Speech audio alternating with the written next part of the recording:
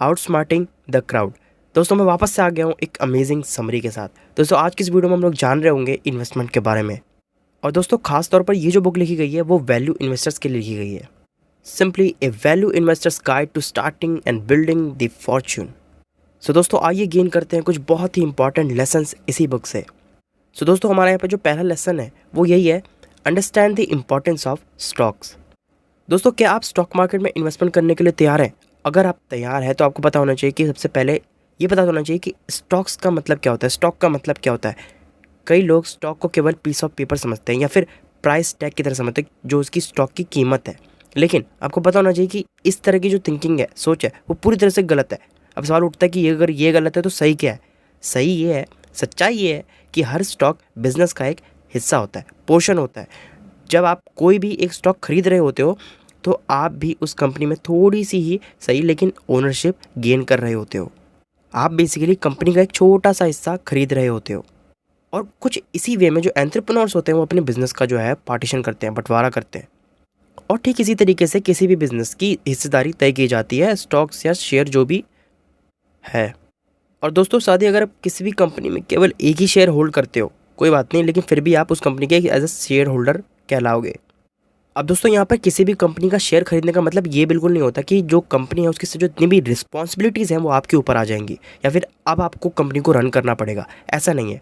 Partners और जो entrepreneurs हैं वो उस बिज़नेस को रन करेंगे और उसे प्रॉफिटेबल बनाएंगे और ज़्यादा प्रॉफिटेबल बनाएंगे। और आपके ऊपर टोटली ये डिपेंड करता है कि जब स्टॉक का प्राइस जो आगे बढ़ेगा तो आप उसे सेल ऑफ कर दो और प्रॉफिट कमाकर बाहर आ जाओ। और दोस्तों सिंपल वर्ड्स में अगर अगेन कहूँ तो यार, जो स्टॉक्स होते हैं वो कंपनी का ही हिस्सा होते हैं। कई कंपनीज अपने स्टॉक को पब्लिक के लिए अवेलेबल करा देती हैं क्योंकि उन्हें उस हिसाब से नीड होती है पैसों की, तो वो ऐसा करती हैं। और ये टोटली कंपनी के हर एक मेंबर का इसमें काइंड ऑफ वोट होता है इस चीज़ को करने से पहले। और हम ये कह सकते हैं कि ये कंपनी का ही फैसला होता है कि वो अपने स्टॉक्स को पब्लिक फोरम में लाना चाहती हैं या नहीं। एंड अगेन ये उस कंपनी की जो नीड्स हैं उस पर भी डिपेंड करता है, जो फाइनेंशियल नीड्स हैं उस पर भी ये चीज़ डिपेंड करती है। अब दोस्तों इसी कंसेप्ट में अगर हम आ गए तो थोड़ा डीप डाइव करते हैं। अगर इसी कंसेप्ट को हम और डीप डाइव करके समझें तो हमें पता चलेगा कि जैसे जैसे कंपनी ग्रो करती है, बड़ी होती जाती है, उसमें लगने वाले जो फंड्स होते हैं उनकी जो ज़रूरतें होती हैं वो बढ़ती जाती हैं। और जब कंपनी काफ़ी बड़ी हो जाती है तो फंड्स के लिए दो तरीक़ों का इस्तेमाल वो कर सकती है।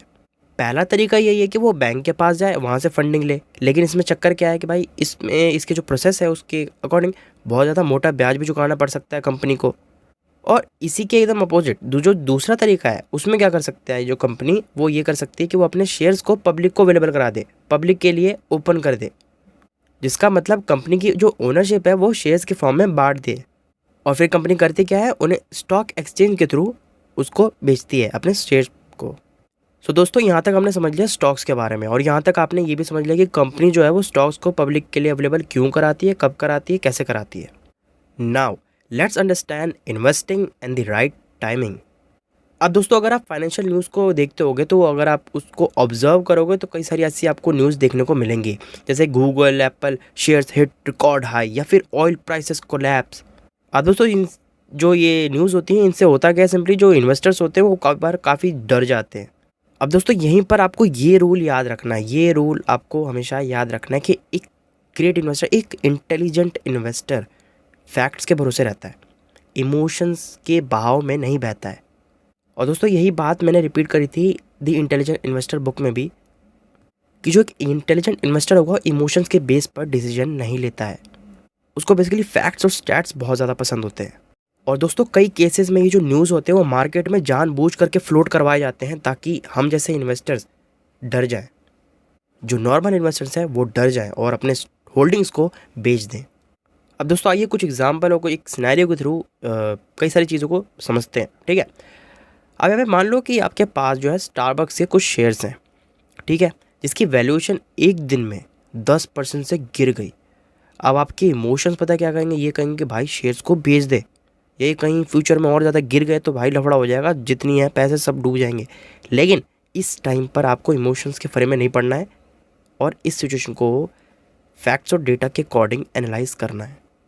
आपको रियल पोटेंशियल देखना है कंपनी का, आपको बेसिकली तर्कों के हिसाब से समझने की कोशिश करना है इन सिचुएशंस को।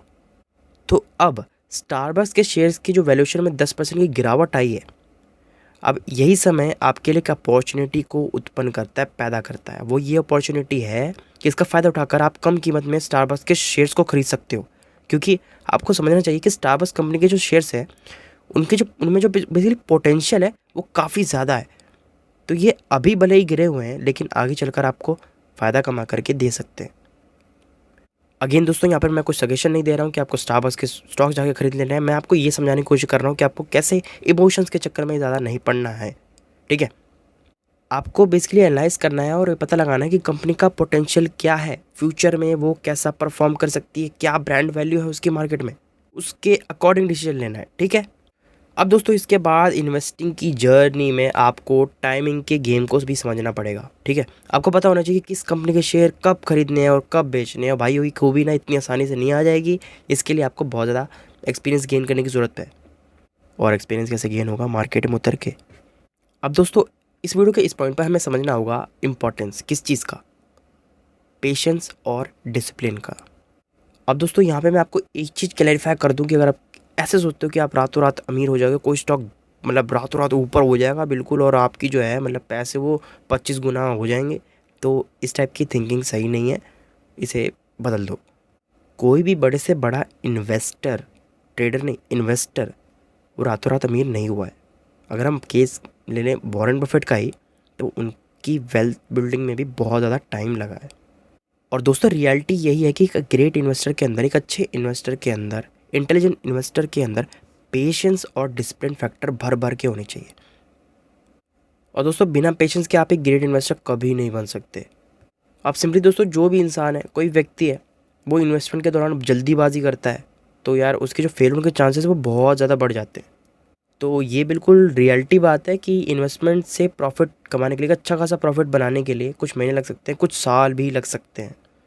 अब दोस्तों अगर हम फेसबुक का एग्जांपल लें तो शुरुआत में जो उसके स्टॉक्स थे बहुत बहुत ज़्यादा घाटे में चल रहे थे, लेकिन समय बीतने के साथ साथ जो कंपनी ग्रो हुई और इन्वेस्टर को बहुत अच्छा खासा पैसा बना करके दिया। लेकिन आज के टाइम पे अगर बात करें तो यार फेसबुक की हालत थोड़ी गिरी हुई है, मेटा की हालत अगेन बहुत ख़राब चल रही है अभी।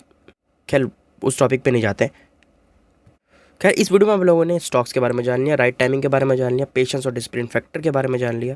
अब इसका जो पार्ट 2 आएगा उसमें हम स्किल्स और ग्रोथ के फैक्टर के बारे में बात कर रहे होंगे और सिंप्लिसिटी और सिलेक्टिविटी फैक्टर के बारे में बात कर रहे होंगे, और इसी के साथ साथ सुरक्षा हटी दुर्घटना घटी वाले कॉन्सेप्ट के बारे में भी हम बात कर रहे होंगे। तो यार आशा करता हूँ आपको लोगों को ये जो वीडियो है वो पसंद आई होगी। सो दोस्तों आप मुझे कमेंट करके बताओ कि आपको ये वीडियो कैसी लगी और आप नेक्स्ट वीडियो किस टॉपिक के ऊपर चाहते हो, वो भी आप मुझे कमेंट करके बता सकते हो। और दोस्तों आप ये चेक कर लो कि कहीं आपने इस चैनल को सब्सक्राइब ना कर रखा हो, क्योंकि अगर ऐसा है तो आप इस चैनल को सब्सक्राइब कर लो, क्योंकि दोस्तों फ्यूचर में भी आपको इसी तरह के इन्फॉर्मेटिव कंटेंट मिलने वाले हैं जो बेसिकली आपको आपकी लाइफ में ग्रो करने में मदद करेंगे। मैं मिलता हूँ आपको नेक्स्ट वीडियो में।